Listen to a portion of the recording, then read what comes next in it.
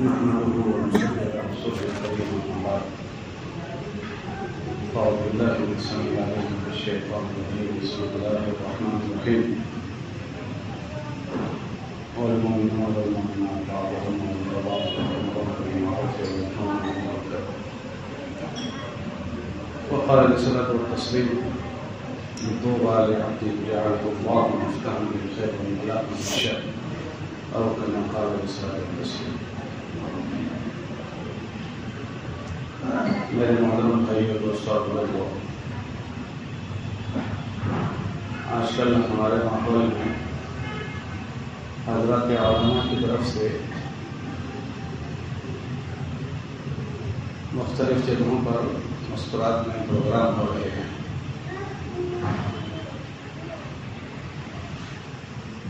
اور وہ پروگرام ایک خاص مقصد کے تحت ہو رہے ہیں. وہ کیا ہے کہ ہمارا معاشرہ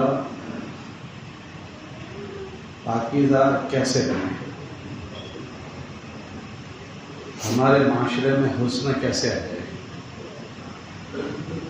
کرنے کی جو چیزیں ہیں وہ وجود میں آ جائے اور نہ کرنے کی چیزوں کا سد بات ہو جائے، وہ چیزیں ختم ہو جائیں. جیسے ان چیزوں کا مذاکرہ مسکرات سے ضروری ہے، اتنا ہی ضروری ہم مردوں سے بھی، کیونکہ جو معاشرہ بنتا ہے وہ مردوں اور عورتوں کی اجتماعی فکروں سے بنتا ہے. کسی معاشرے میں اکیلے مرد بھی کچھ نہیں کر سکتے اور کسی معاشرے میں اکیلی عورتیں بھی کچھ نہیں کر سکتی. دونوں کا اجتماعی ماحول ہوتا ہے، اس سے ہی معاشرہ بنتا ہے. اس لیے یہ کہتے ہیں کہ جس گھر میں اگر میاں بیوی ہے تو میاں بیوی دونوں کی فکر ایک ہو جائے تو وہ گھر خود بخود ترقی کرتا ہے اور پروان چڑھتا ہے.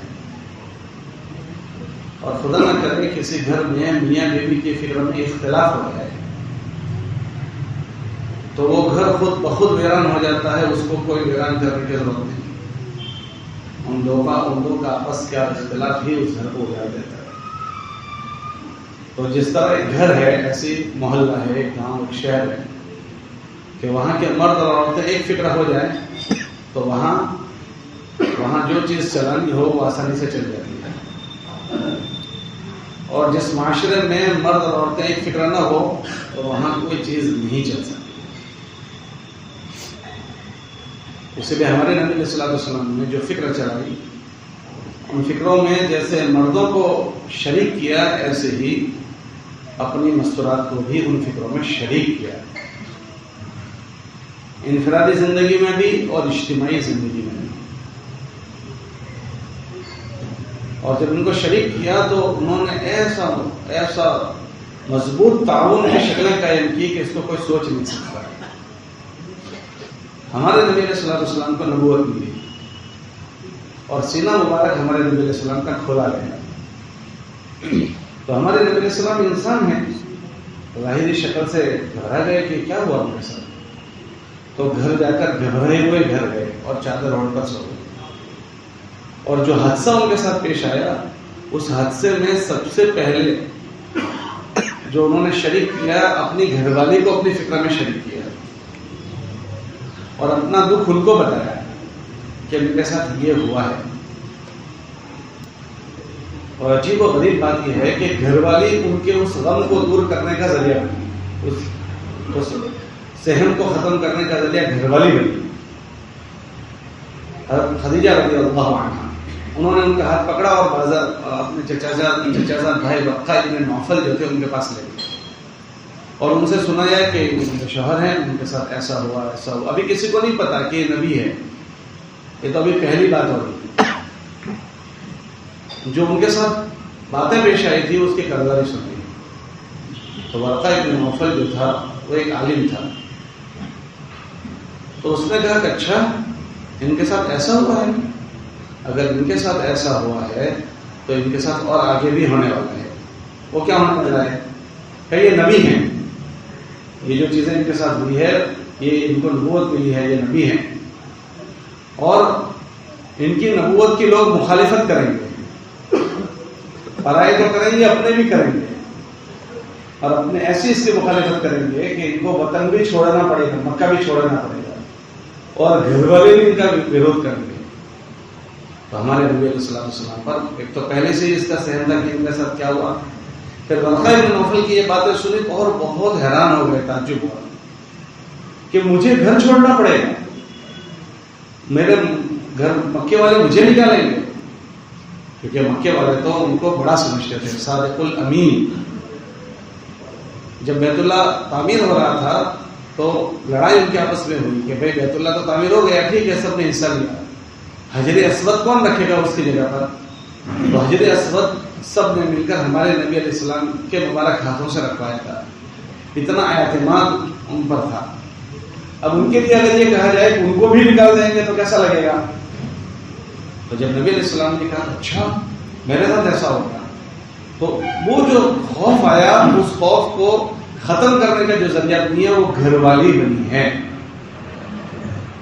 گھر والی فوراً سمجھ گئی کہ شوہر ایک خوف محسوس کر رہے، تو فوراً کیا فرمایا کہ نہ نہ نہ آپ کے ساتھ ایسا نہیں ہوگا۔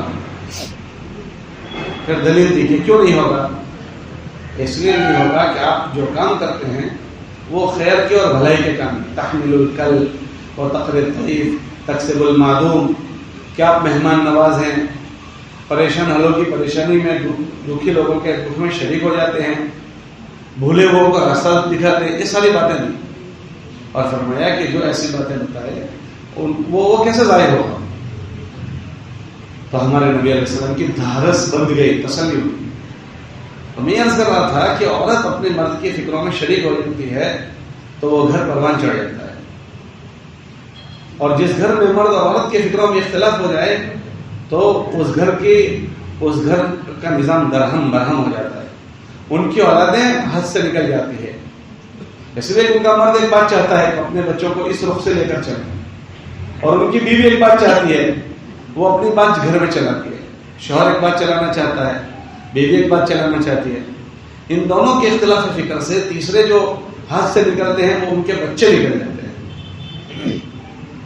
اس لیے کہتے ہیں کہ جس گھر میں میاں بیوی کے آپس میں اختلاف ہو، اس گھر کو ویران کرنے کے لیے باہر سے کسی طاقت لگانے کی ضرورت نہیں، ان دو کا اختلاف ان کو ختم کر دے گا۔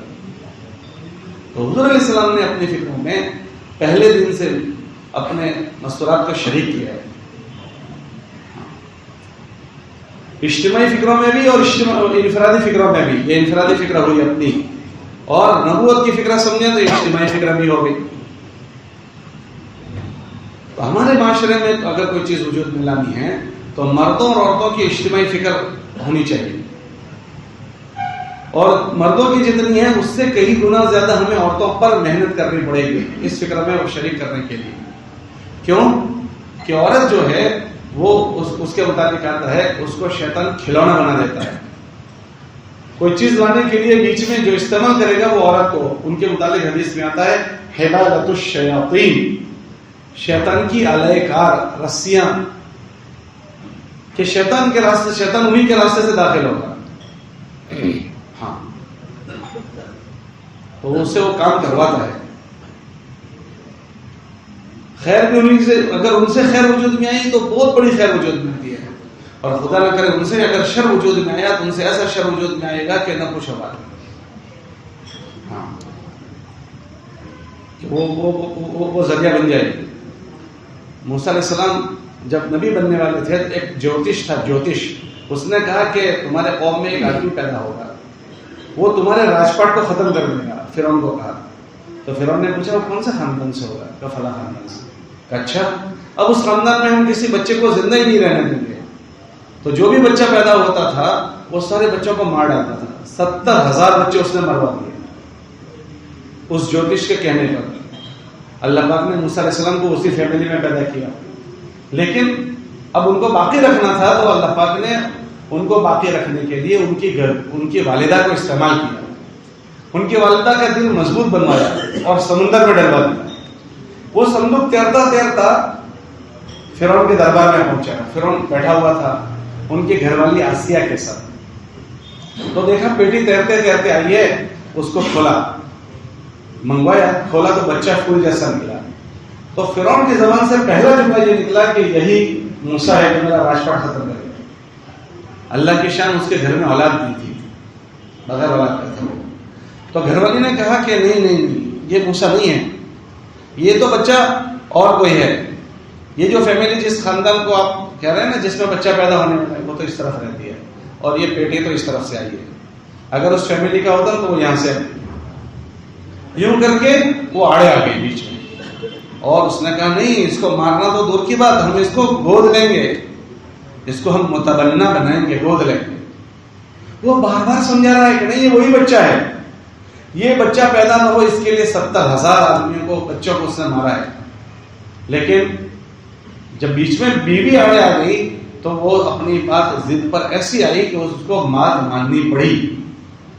اور یہ بچہ زندہ نہ رہے, وہ تو یہ چاہ رہا تھا, اس کا یقین تھا کہ یہ موسیٰ ہے, لیکن بیوی کے سامنے وہ ہار گیا, اور بیوی نے اس بچے کو نہیں مارنا دیا. اور وہ موسیٰ تھے, 40 سال تک اس کے محل میں رہے, 40 سال تک. تو یہ بیوی کارستانی کرتی ہے. اس لیے ہمارے وہاں یہ ہے کہ بھائی نکاح کی بنیاد اچھی فکر کے لوگوں کے ساتھ بناؤ. کتابوں میں آتا ہے کہ لوگ نکاح 4 بنیادوں پر کرتے ہیں, لمالہا بولے, جمالہا بولے, حسبہا بولے, دینہا. کہ لوگ مالداری کی بنیاد پر نکاح کرتے ہیں, خاندان کی بنیاد پر کرتے ہیں, خوبصورتی کی بنیاد پر اور دین کی بنیاد پر. تو اچھی فکر کے گھر کے خاتون سے نکاح کیا جائے تو پہلے دن سے ایسے فکر میں تمہارے ساتھ شریک ہو جائے گی. مسئلہ 2-4 دن کا, 2-4 راتوں کا, 2-4 مہینوں کا, 2-4 سال کا نہیں ہے, زندگی کا ہوتا ہے. لیکن جو کہ آج کل انتخاب ہمارا ختم ہو گیا, سلیکشن, چوائس ختم ہو گئی, غلط ہو گئی. چوائس ظاہری ڈھانچے کو آدمی دیکھتا ہے, ظاہری نقشوں کو دیکھتا ہے. جب ظاہری نقشوں کو دیکھتا ہے تو ظاہری نقشے کی امنگ جتنے دن ہوتی ہے اس سے اتنے دن مزے لے لیتا ہے. پھر اس کے بعد زندگی کے ایسے مسائل سے وہ گزرتا ہے کہ اللہ کی پناہ. اس لیے لڑکے کو پسند کرنے میں, لڑکی کے پسند کرنے میں ہمیں سمجھایا گیا, اور آگے میں فرمایا کہ اگر تو ایسا کر لے گا, ایسا نہیں کرے گا تو فاظفر بذات الدین تربت یداک. اگر تو دین کو چوائس نہیں کرے گا تو تیرے دونوں ہاتھوں میں مٹی آئے گی, مٹی مطلب تیرا بھلیوار نہیں ہوگا. لیکن چونکہ معاشرہ خوبصورتی کی طرف جا رہا ہے, مالداری کی طرف جا رہا ہے, پتہ نہیں کن شکلوں کی طرف, تو ٹھیک ہے کچھ عرصے تک یہ ہوتا ہے. پھر اس کے بعد زندگی بھر وہ عورت اس کے تابع ہو کر نہیں ہوتی, اس مرد کو اس کے تابع ہونا پڑتا ہے. پتہ نہیں کیسی کیسی گھر کی شکلیں ملتی ہے. تو عورتوں میں اللہ نے یہ چیز رکھی ہے, اس لیے مردوں پر بھی آج معاشرے میں محنت ہو رہی ہے اور عورتوں پر بھی ہو رہی ہے کہ کرنے کی چیزیں بہت ساری غیر محسوس طریقے سے معاشرے میں داخل ہو جاتی ہے. اور یہ کیسے ہو جاتی ہے؟ ہم اجتماعی ماحول میں رہتے ہیں, ہمارے ساتھ خالی مسلمان برادری نہیں ہے, اور برادریاں بھی رہتی ہیں, غیر مسلم برادریاں. ان کے وہاں بہت سارے پرسنگ ہوتے ہیں اور بہت ساری چیزیں ہوتی ہیں. وہ ہوتے ہوتے اس کو دیکھتے دیکھتے مسلمان اس کا تاثر لے لیتا ہے, اور اپنے وہاں بھی وہ چیز ایسی ہی کرتا ہے. بچے کی ولادت کے موقع پر, منگنی کے موقع پر, شادی کے موقع پر, رہن سہن میں, گھر بنانے میں, اپنا جیون لائف بنانے میں, ساری چیزوں میں وہ ان کی ایکٹنگ کرتا ہے, نقل کرتا ہے. اسی لیے ہمارے نبی علیہ السلام جب مدینہ منورہ ہجرت کر کے گئے تو پہلا یہ تمنا ظاہر کی کہ ہم الگ رہیں, ہم ان کے ساتھ نہ رہیں جہاں یہودی رہتے ہیں, کہ ان کا اثر ہمارے ماحول پر پڑے گا. تو ان سب یہودیوں کو نکال دیا, خیبر بھیج دیا کہ تم خیبر چلے جاؤ تاکہ ہمارا ماحول خراب نہ ہو. پھر آخر زمانے میں تو یہ فرمایا کہ ان کو عرب میں ہی مت رہنے دو, ان سب کو جزیرۃ العرب کے باہر نکال دو تاکہ ان کے ماحول کا اثر نہ پڑے. ان سب کو نکالا, کیونکہ لوگ دیکھا دیکھی کرتے ہیں, دیکھا دیکھی. وہ ایسا کر رہے ہیں تو ہم بھی ایسا کریں, لیکن ہم تو نہیں کریں گے. کیوں کہ ہمیں ہر عمل کے کرنے کے بعد اس کے نتیجے سمجھائے ہیں. اگر یہ کام ایسے کیا گیا تو اس کا یہ نتیجہ آئے گا. اس لیے ہمیں تو بچپن سے 55 تک کی ساری چیزیں سمجھائی. بچہ پیدا ہو تو ہم کیا کریں گے, ہمیں سمجھایا ہے. وہ جیسے بھی کریں, ہمیں تو حکم یہ ہوا کہ اس کے پیدا ہونے کے بعد ایک کان میں اذان پڑھیں گے, ایک کان میں اقامت پڑھیں گے. وہ جیسا بھی کریں, ہم نہیں کریں گے. وہ بچہ کھاتا, ابھی دودھ پلانا ہے تو اس کی ماں کا ہم دودھ پلائیں گے. وہ لوگ جو بھی پلائیں ہم تو اپنی ماں کا دودھ پلائیں گے. اس کے نام رکھنے کے موقع آئے گا تو ہم اچھے سے اچھا نام اس کا رکھیں گے. تربیت کا موقع آئے گا تو اس کی اچھی تربیت کریں گے. نکاح کا موقع آئے گا تو اس کو اس مناسب گھر میں دینداروں کے ساتھ اس کا نکاح اور تقریب کی جائے گی. یہ ساری سسٹم ہم کو سمجھائی گئی ہے کیونکہ بچے کو پروان چڑھانا ہے اور ایک منزل پر لے جانا ہے. اور اگر خدا نہ کرے اس کا بیج غلط پڑ گیا تو بیج غلط پڑا تو اس کے پورا محل غلط تعبیر ہوگا. عمارت کی پہلی نیو غلط ہو گئی تو اس کے اوپر کتنی بھی چیزیں اوپر جائے وہ ٹہری جائے گی. اور اگر وہ کمزور رکھی گئی تو اوپر سے پوری بلڈنگ نیچے دھڑام دے کر کے ہاں تو یہ چیز ہے. تو یہ ماحول اثر لے لیتے ہیں. ہم چیزیں دیکھتے ہیں واٹس ایپ پر آتا ہے, ویڈیوز پر آتا ہے, تو ہم دیکھیں کہ ہمارے ماحول میں ایسی اتنی چیزیں ہو گئی کہ اللہ کی پناہ, ہمیں نہیں پتا کس کے اثرات کیا ہوں گے. اس کے مولانا الیاس رحمۃ اللہ مثال کے طور پر کہ اللہ کے نبی علیہ السلام کے زمانے میں اتنا ان چیزوں کا اہتمام ہوتا تھا کہ جب بچہ پیدا ہوتا تھا تو حضور کے پاس جاتے تھے, حضور ہمارے گھر میں بچہ پیدا ہوا ہے, اس کی تحنیک کر دیجئے, اپنے کہتے ہیں نا گھوٹی رکھ دیجئے, تحنیک کر دیجئے, تو حضور سے کرواتے تھے. کچھ نہیں ملتا تھا تو زمزم پلا دیتے تھے. ایک کان میں اذان پڑھی جا رہی ہے, ایک کان میں اقامت ہو رہی ہے. رشتے میں انتخابات میں پوچھا جاتا تھا کہ کیسا رشتہ ہونا چاہیے, اور پھر نکاح میں ان چیزوں کا خیال کیا جاتا تھا کہ حضور علیہ السلام کے زمانے میں ان چیزوں کے ایسا اہتمام ہوتا تھا, نام رکھنے میں ایسا اہتمام ہوتا تھا. حضور علیہ السلام لوگ نئے اسلام میں داخل ہوتے تھے, ان کا نام معلوم کرتے تھے. اگر نام کوئی غلط معنی کا ہوتا تو حضور بڑی عمر میں بھی نام بدل دیتے تھے, بڑی عمر میں نام بدل دیتے تھے. لیکن چونکہ ماحول پر زمانے کا اثر ایسا پڑتا ہے کہ لوگ پتہ نہیں کن کن چیزوں کے نام رکھتے ہیں, کیسے کیسے اچرنگی پچرنگی نام رکھتے ہیں لڑکوں کے لڑکیوں کے. حالانکہ حق تو یہ ہے کہ انبیاء کا نام رکھنا چاہیے, صحابہ کا نام رکھنا چاہیے. نام کا اثر زندگی پر پڑتا ہے. بہترین نام وہ ہے جس سے عبدیت ٹپکتی ہو, عبدیت غلامی ٹپکتی ہو. کتابوں میں آتا ہے اللہ کو سب سے زیادہ پسندیدہ نام عبداللہ ہے, عبد الرحمن ہے, سب سے زیادہ پسندیدہ نام کہ جس سے غلامی ٹپکتی ہو کہ ہم اللہ کے غلام ہیں, کہ اللہ کو بہت پسند ہے کہ یہ غلامی والے نام. محمد نام ہے, احمد نام ہے, صحابہ کے نام. لیکن ہم دیکھیں کیا ہمارے ماحول میں جس کو رکھنے کو کہتے تھے پرانے نام ہو گئے. ارے پرانے پنے میں ہی مزہ ہے, نئے میں تو الجھنے ہی الجھنے. ہاں حضور علیہ السلام اس کا اہتمام فرماتے تھے. پھر اس کے بعد تعلیم و تربیت میں بچپن میں ایسی تعلیم دینے کا اہتمام فرماتے تھے کہ حضور نے خود تعلیم دے کر بتایا کہ بچوں کی کیرونی کیسے کرنی. پھر بڑے ہونے کے بعد نکاح کا اہتمام فرمایا تو نکاح کے انتخاب میں سمجھا دیتے کیسے کرنا. مولانا الیاس رحمۃ اللہ علیہ فرماتے تھے کہ جو اپنے نکاحوں میں سے سنت طریقوں کو ختم کر دیں گے, اللہ ان کی اولادوں میں سے اطاعت اور فرما برداری کو ختم کر دیں گے. ابھی نہیں پتہ چلے گا کہ اطاعت اور فرما برداری کب ختم ہوئی. وہ تو بچے ہونے دو, ابھی بچے کو ذرا جوان ہونے دو, بچے کو اپنے پیر پر کھڑا ہونے دو. جب وہ کھڑا ہوگا تب اس کے بعد اس کے اثرات ظاہر ہوں گے. ہاں آپ دیکھو کہ مرد اپنی ضرورت پوری کرنے کے لیے اپنی گھر والی کے پاس جائے تو اس کی دعا سکھائی کہ اللہ پاک آج کی ہماری ملاقات میں تو برکت ڈال اور شیطان کے اثرات سے اس کو محفوظ کر دے. ایک دعا سے شیطانی اثرات سے محفوظ. اگر اس کے پورے عمل میں ہی سنت طریقوں پر جھاڑو لگ جائے تو اس کا کیا حل بنے گا, اس کا کیا حل بنے گا کہ ایک عمل میں سنت طریقہ نہیں ہے تو اس میں شیطان شریک ہو گیا, تو جس کے اوپر سے نیچے تک پوری چوپٹ ہی چوپٹ ہو گیا. نماز قضا ہو رہی ہے, ایک عمل زندہ کرنے میں 50 حرام کام ہو گئے, حرام کام. اب آپ مجھے بتائیں اس نکاح میں کیسے برکت ہو جائے گی, کیسے برکت ہو جائے گی. یہ جان اور مال کی ناقدری ہے, ناقدری. یہ مال ہمارا نہیں ہے, یہ جان بھی ہماری نہیں ہے, یہ اللہ کی دی ہوئی امانت ہے. اس کو اللہ کے امر پر استعمال کیا جائے گا, اللہ کے حکم پر اس کو استعمال کیا جائے گا. اس کی ناقدری نہیں کی جائے گی. اگر خدا نہ کرے اگر اس کی ناقدری ہوئی نا تو اس کے 4 عذاب کتابوں میں لکھے ہیں. 4 عذاب میں سے ایک عذاب میں وہ آدمی مبتلا ہوگا. پہلا عذاب اللہم انی اعوذ, اللہ کے نبی نے چاروں سے پناہ مانگی. اللہم انی اعوذ بک من زوال نعمتک, اللہ پاک اس نعمت کو ہی ختم کر دے. کیا مثلا میں نے اولاد کے ساتھ غلط رویہ اختیار کیا, اس میں نے اللہ کی روش چھوڑی ہے, اللہ جو چاہتے ہیں وہ چیز چھوڑ دی, تو ہو سکتا ہے مجھ سے وہ اللہ اولاد چھین لے. جوان بھرا بچہ لے گیا اللہ نے اٹھا لیا بچے کو, اللہ نے بیوی کو, اللہ نے بیٹی کو اٹھا لیا. کاروبار میں نے غلط راستہ اختیار کیا, اللہ نے کاروبار لے لیا. یا پھر کتابوں میں یوں لکھا وہ نعمت اللہ باقی رکھیں گے لیکن اس نعمت کے نفع کو اللہ ختم کر دیں گے. اولاد ہے فرما برداری ختم کر دی, دکان ہے اس کے نفع ختم کر دیے. تو یہ ہے نعمت کا زوال. دوسرا عافیت ختم کر دیں گے, وتحول عافیت, عافیت ختم ہو جائے گی. عافیت کس کو کہتے ہیں؟ یہ میرا صحیح سالم جسم ہے, اس صحیح سالم جسم میں اللہ نے بیماری ڈال دی. اب زندگی بھر جاؤ، یہ تم نے ناقدری کی تھی کہ اللہ نے عافیت سے رکھا ہے، سلامتی سے محفوظ رکھا ہے. اب اس دنیا میں اللہ پاک اعمال کے اثرات مرتب کرتے ہیں. اللہ قرآن میں فرماتے ہیں کہ ہر اچھے کو اس کا بدلہ دیکھنا ہے اور ہر برے کو اس کا بھگتنا ہے.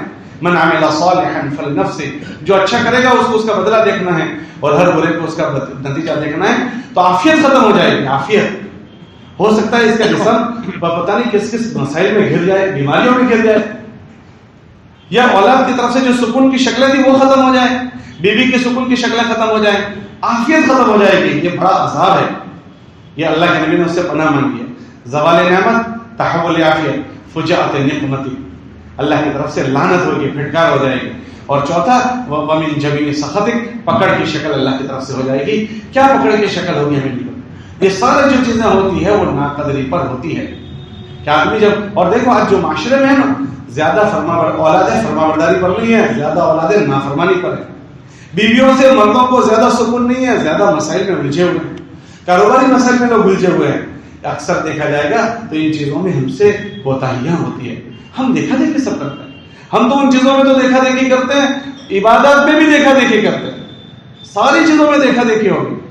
یہ جو سمجھنا سمجھانا ہے وہ انہی چیزوں کی وجہ سے کہ یہ سب چیزیں دیکھا دیکھی رواج سے نکل کر ہم اپنے آپ کو، اپنے نتیجے کو غور کریں کہ یہ ابھی میں دیکھا دیکھی کر رہا ہوں، اس میں نتیجہ کیا ہو اور کیوں کر رہے ہیں کہ لوگ خوش ہو جائیں. بھائی کس کو خوش کریں گے؟ ایک دن لوگوں کو خوش کریں گے، اللہ کو ناراض کر دو گے. ایک دن خوش کرنے کے لیے اللہ کو ناراض کر دو گے. جس اللہ نے سب کچھ دیا اس کو ناراض کریں گے. ایک ہے دل شکنی، کسی کا دل دکھانا، اور ایک ہے دین شکنی، دین کو توڑنا. ایک دل کو توڑنا اور ایک دین کو توڑنا. ہم اللہ کا دین تو نہیں توڑ سکتے. کوئی ناراض ہوتا ہے تو ہم کیا کریں؟ ہم نے اس کو ناراض نہیں کیا، وہ ناراض ہو رہا ہے تو ہم اس کی ناراضگی کو برداشت کر لیں گے. ہم اللہ کی ناراضگی نہیں برداشت کر سکتے. اس لیے اپنی ذات سے ایسے کاموں سے پرہیز کرنا ہے، ورنہ ایسے حالات میں ہم گریں گے کہ ہم بیان نہیں کر سکتے. نہ ہمیں خود ایسے کرنا ہے، نہ کوئی ایسا کرے تو ان کا ساتھ دینا. وہ چاہے ہمارا سگا بھائی ہو، وہ چاہے ہمارا جگری دوست ہو، وہ چاہے کتنا کیا اللہ سے بڑا ہوا ہے وہ. ہم ایسی منڈیوں میں نہیں جا سکتے، ہم پارٹی پلاٹوں میں نہیں جا سکتے، ہم فارم ہاؤسوں میں نہیں جا سکتے، ہم ایسی شادیوں میں شریک نہیں ہو سکتے جس میں اتنے خرافات ہوتے ہوں. ایک سنت زندہ کرنے کے لیے اتنے حرام کام، 50 حرام کام، اور اس میں ہم ان کا ساتھ دیں، ان کی خوشی میں ساتھ دیں گے. ہم دیکھو کیسی کیسی ویڈیو آ رہی ہے، کیسی کیسی لڑکی اپنے کمرے میں جا رہی ہے، اس کی ویڈیو آ رہی ہے. یہ چھپانے کی چیز ہے، یہ چھپانے کی چیز ہے. ہم ان میں ساتھ دیں، اس کو کھوٹا لگ جائے گا. ہم نے اس کا کلمہ نہیں پڑھا، وہ ایک بار نہیں 1000 بار اس کو کھوٹا لگے. ہم ہمارے اللہ کو ناراض نہیں کر سکتے، تو ہم ایسے نکاح میں شریک نہ ہوں. پھر اس کے بعد کھانوں کے خرچے، کتنے دن تک کھانے کھلائے جاتے ہیں. ان غریبوں کو پوچھو کہ جو صبح روزانہ کمانے نکلتے ہیں، شام تک کماتے کمر ٹوٹ جاتی ہے ان کی. ہمارے ان خرچوں سے کیا ان غریبوں کے چولہے نہیں چل سکتے؟ ہم ان غریبوں کے ساتھ رواداری نہیں کر سکتے؟ کتنی دعائیں ان کی ملے گی. اور پھر ان کھلانوں میں ولیمہ سنت ہے، لیکن ولیمے حرام عمل کے ساتھ ہم کریں گے. مرد اور عورتیں ایک رواج پڑ گئے. اور پھر ہمارے تو اتنی سادگی تھی ہمارے یہاں، ہم نے ہماری مسجد کے ساتھیوں کو دیکھا ہے وہ ٹھگڑوں والے کپڑے پہنتے تھے، اور وہ ٹھگڑے والے کپڑے پہننے والوں نے ایکڑوں کی ایکڑ زمینیں انہوں نے بسائی. یہ مالدار وہ بنے تھے، ہم تو ان کا بیچ رہے ہیں. ہم نے ان کی زمینیں بیچی ہے، ہم نے بسایا نہیں ہے. وہ جن کو پہلے سے گھٹن پہ ٹھگڑا لگاتے تھے، کیوں کہ گھیس نہ جائے، یہاں ٹھگڑا لگاتے تھے. ہم ایڈوانس ہو گئے، ہماری ایڈوانس پنا یہ ہوا. یہ جتنی ہم کو سب چیزیں دے کر گئے، وہ انگوٹھا چھاپ لوگ، 4 چوپڑی پڑے ہوئے، وہ سب برکت والے ایسے تھے کہ یہ سب ہمارے لیے چھوڑ کر گئے. ہم اپنے اوپر آفتوں کو، مصیبتوں کو نہ لائیں. ہم لوگوں کو راضی کرنے کے لیے اللہ کو ناراض نہ کریں. دیکھا دیکھی چلتا ہے، دیکھا دیکھی ہر چیز میں دیکھا دیکھی. ہاں عبادتوں میں دیکھا دیکھی. اس لیے ہم آپ سے گزر دیکھو نا، لوگ مسجد میں آ کر ٹوپی کے بغیر نماز پڑھتے ہو گئے. میں دیکھ رہا تھا نکاح میں ایک جمع غفیر بغیر ٹوپی کے. ہمارے نبی علیہ السلام نے کبھی بغیر ٹوپی کے نماز نہیں پڑھی. ہمارے نبی بغیر ٹوپی کے کبھی بازار نہیں گئے ہیں. نماز بغیر ٹوپی کے پڑھ رہے ہیں. ہمارے نبی بازار نہیں گئے بغیر ٹوپی کے. اور یہ مسجد میں لوگ کرسی پر نماز پڑھ لیتے ہیں. کرسی پر نماز پڑھنا آپ جانتے ہیں کیا مسئلہ ہے؟ علماء نے لکھا ہے کرسی پر وہ نماز پڑھے گا، فرض نماز میں قیام فرض ہے، رکوع فرض ہے اور سجدہ فرض ہے. اگر کوئی آدمی قیام کر سکتا ہے وہ بیٹھے گا نہیں. ہاں بیٹھنے کی اس کو گنجائش ہے جس کو ڈاکٹر نے سجدہ اور رکوع کرنے سے منع کیا ہے کہ آنکھیں بنائی ہوئی ہے آنکھیں خراب ہو جائے گی، کمر کے آپریشن ہے، گھٹنوں کے آپریشن ہے، تو فرض ہے، ورنہ اشارہ جو ہے وہ رکوع کا بدل نہیں ہو سکتا، رکوع کا بدل۔ ہاں نفل نمازوں میں قیام فرض نہیں ہے، نفل نمازوں میں رکوع اور سجدہ فرض ہے، نفل نمازوں میں رکوع اور سجدہ فرض ہے، قیام فرض نہیں۔ اسی لیے کوئی نفل نماز بیٹھ کر پڑھے گا تو گنجائش ہے، کرسی پر نہیں، کرسی پر بیٹھے گا کرسی سے اشارہ کرے گا، وہ اشارہ رکوع اور سجدے کا بدل نہیں ہو سکتا، نماز نہیں ہوگی۔ ایک آدمی فرض اٹھک بیٹھک کر کے پڑھ رہا ہے اور نفل کرسی پر پڑھتا ہے، نفل نمازوں میں رکوع اور سجدہ فرض ہے، قیام فرض نہیں ہے، بیٹھ کر پڑھ لو کوئی بات نہیں، پھر رکوع اتنا جھکو کہ تمہارا یہ اس کے مقابل آ جائے، پھر سجدہ ماتھا ٹیک دو۔ کرسی پر پڑھنے والا تو رکوع کرے گا، سجدے میں اشارہ کرے گا، یہ اس کا بدل نہیں ہو سکتا، نماز نہیں ہوگی۔ آپ علماء سے پوچھ لیجئے۔ لیکن آج ہماری مسجدوں میں کرسیاں بڑھتی جا رہی ہیں، اللہ کا ایسا نہیں کہ ہماری مسجد میں نمازیوں کی کرسیاں نہیں ہیں، لیکن پھر بھی کرسیاں تو بڑھ گئی ہیں ہماری مسجد میں، کرسیاں مسجدوں میں نہیں آنی چاہیے۔ 14 صدیوں تک انسان پیدا ہوئے کوئی معذور نہیں ہوئے تھے، سب 15ویں صدی میں سب معذور ہو گئے، کرسیاں آ گئی 15ویں صدی میں، اور جب کرسیاں آئیں گی کیا ہوگا پتہ ہے؟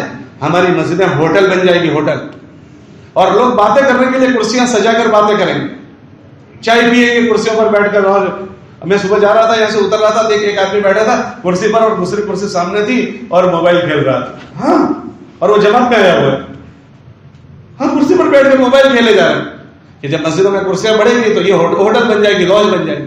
میں نے 5-7 مرتبہ کرسیوں کو پکڑ اوپر بھیجا، پھر نیچے آ جاتی ہے، پتہ نہیں اس کے پیر کہاں سے آ جاتے ہیں۔ ہاں تو کرسیاں مسجد، تو اب جب کرسیاں آئیں گی نماز پڑھنے کے بھی شوق ہوں گے، تو ہماری مستورات بھی گھروں میں بہت زیادہ کرسی، یہ مسئلے نہیں جانتے اس لیے سب ہو رہا ہے۔ نفل نمازیں زمین پر بیٹھ کر پڑھیں، رکوع اور سجدہ اس میں فرض ہے، اگر نہیں کیا جائے گا نماز نہیں ہوگی۔ ہاں اگر بیٹھ کر پڑھیں، رکوع سجدہ ہو رہا ہے ٹھیک ہے، باقی علماء نے اس کے مسائل بیان کیے کہ وہ آدمی سجدہ کرنے سے معذور ہے کہ جس کو بیماری بڑھنے کا خطرہ ہے، جس کو کمر میں تکلیف ہے، گھٹنوں میں تکلیف ہے۔ یہ عجیب بات ہے، نیچے بیٹھ کر کھاتا ہے، نیچے بیٹھ کر سوتا ہے، سب کرتا ہے اور نماز کرسی پر پڑھتا ہے۔ ابھی جب تم سب کر سکتا ہے تو کرسی پر نیچے بیٹھ کر نماز پڑھ لے، یہ دیکھا دیکھی سب چیزیں۔ اس لیے کہنا سننا ہوتا ہے، ہم اپنے اوپر رحم کھائیں، ہمیں مرنا ہے اور اللہ کے پاس مر کر جانا ہے، ہم اپنی آخرت خراب نہیں کریں گے، اپنے اوپر بھی رحم کھائیں، اپنی نسلوں پر بھی رحم کھائیں، اور یہ جو چیزیں ماحول میں چلائی جا رہی ہے اس پر توجہ دیں تاکہ ہمارا دین برباد نہ ہو جائے، ہم اللہ کے پاس دین بچا کر لے کر جائیں۔ قرآن میں اللہ فرماتے ہیں نیکی بچا کر لے کر آنا۔ اس کا کیا مطلب؟ ایک آدمی کما کر لایا، گھر لے جاتے اس نے پیسے ضائع کر دیے، ایسے نیکیاں کرنا الگ ہے اور اس کو قبر تک بچا کر لے کر جانا الگ ہے۔ تو ہم نے اگر ایسے خرافات کیے ہماری نیکیاں ضائع ہو جائیں گی اور جس دن قبر میں جائیں گے ہمارے پاس کچھ نہیں ہوگا۔ اس لیے اپنے اوپر بھی رحم کھائیں، جب ہمارے گھروں میں یہ خوشی کے موقع ہوں تو ہم اس سے پرہیز کریں، اور دوسرے اگر ایسے خرافات کرتے ہیں اس میں شرکت نہ کریں، اور جن کے فارم ہاؤس ہیں اور جو گناہ کرواتے ہیں وہ اللہ سے معافی مانگیں۔ اللہ نے تمہیں نعمت دی ہے، ان فارم ہاؤسوں کو اللہ کی نافرمانی پر استعمال نہ کریں۔ گھومنے جاتے ہیں، گھومنے، ابھی مجھے کل ہم ایک جگہ بیان کرنے گیا تھا، وہاں سنایا کہ ہماری فیملیاں کشمیر گئی ہے، کشمیر، انا للہ و انا الیہ، نامحرم مردوں کے ساتھ جا رہی ہے، نامحرم مردوں کے ساتھ۔ انہی سفروں میں خرافات ایسے وجود میں آئی ہے کہ اللہ کی پناہ، تو ہماری مستورات گھومنے جائے گی اور نامحرم مردوں کے ساتھ جائے گی، ہماری موجودگی میں جائے گی۔ ہم اس سے اللہ سے ڈریں، یہ اللہ کی نعمت ہے، اللہ اس کو عذاب بھی بنا سکتا ہے، اللہ کی نعمتوں کی ناقدری نہ کریں۔ اس لیے گزارش ہے ان چیزوں سے احتیاط کریں۔ اللہ کا بہت فضل ہے کہ اللہ نے ہمیں بہت سکون کی زندگی رکھی ہے، ہم ہاتھوں سے اپنے ہاتھوں سے مصیبت کو نہ مول کر لائیں۔ اللہ ہم سب کو توفیق دے، قبول فرمائے۔ سبحان اللہ۔